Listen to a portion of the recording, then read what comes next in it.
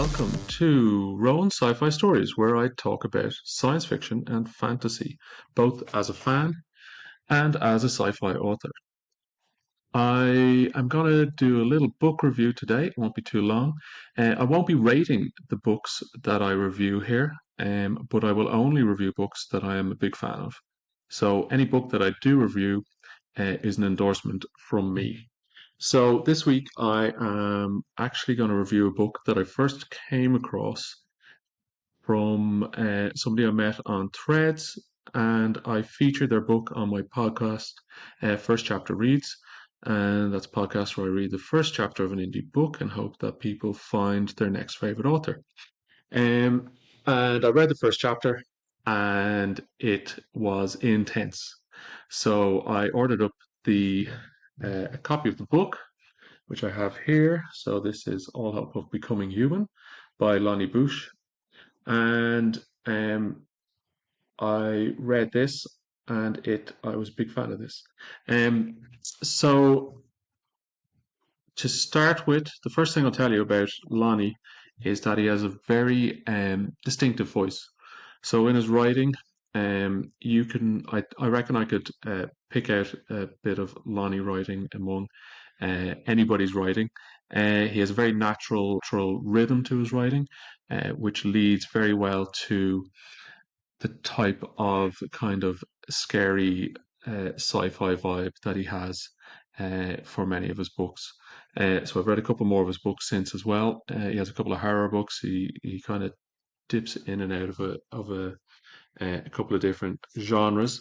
So this one here is, um, I guess you would say, first of all, it's a bit of a monster book. So the very first chapter, we meet a couple of cops who have gone to investigate some disturbance at a house, and they meet a very unsavory character who is superhuman strong and has swords for arms. So you get the impression straight off that things are not quite right in this world. Yeah, and then what you'll find is then there are chapters that are intertwined between the two main characters, which are a news report, and they kind of fill you in on what's going on around the earth at the moment.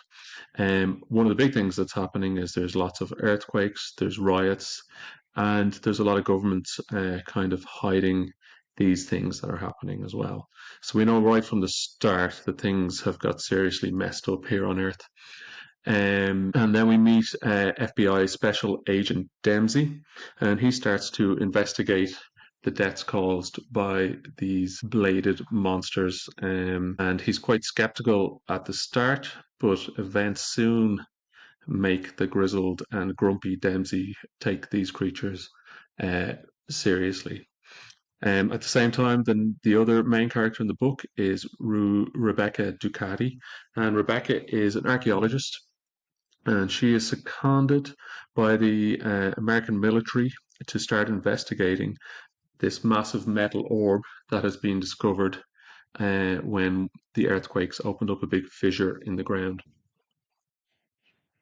I can't get too far into that, but the orb is deserted, it's impenetrable, and there's a lot of very ancient uh, human remains all around the orb, which make it seem like something very bad happened around it, but a very long time ago.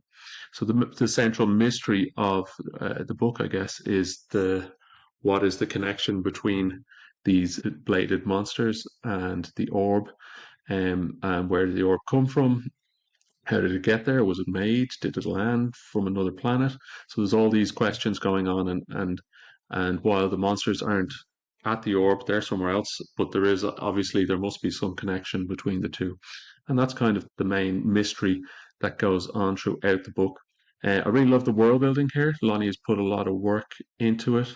It's really well done. You can and there's a lot of twists and turns all the way through, and it kept me guessing right up until the end. So I had no clue what the ending was going to be. Usually, you're kind of I had a lot of ideas of what it could be, but he totally got me, and I was pleasantly surprised at the end when we got the final twist and finally found out what was really going on. This is a big book.